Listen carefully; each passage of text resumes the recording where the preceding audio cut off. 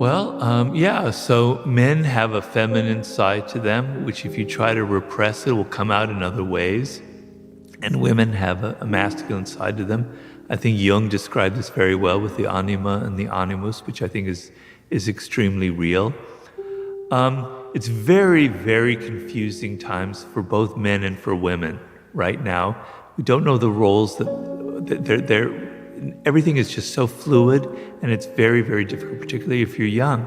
So young women are getting this idea that everything should be equal and that women should have, and of course it's right, should be paid the same and should have the same career opportunities. There should be no prejudice or harassment or anything. But at the same time, on social media, it's all about looking perfect, and looks are incredibly important. And if you're not hot, you're in terrible trouble.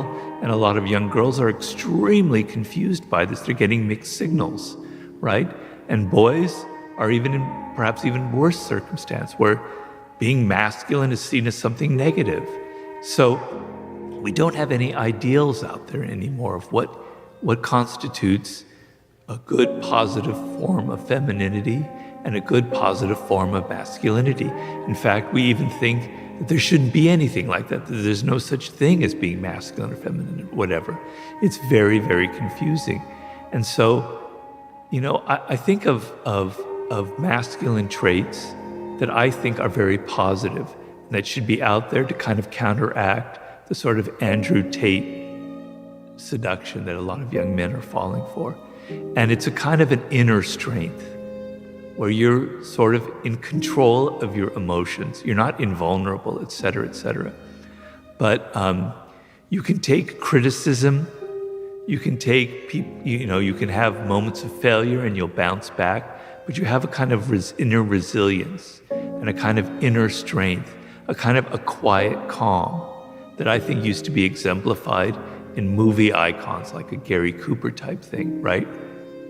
And that kind of sense of inner calmness where you're not hysterical, you're not getting upset about everything that happens, where you have a kind of an inner strength and a confidence, and you can withstand kind of what Ryan Holiday talks about, a lot about with stoicism. You can withstand all of the hardships in life, but you have that citadel within you, is a very, very powerful form of masculinity, as opposed to it's all about sleeping with a lot of women, having really fast cars, being abusive and being a bully, et cetera, et cetera.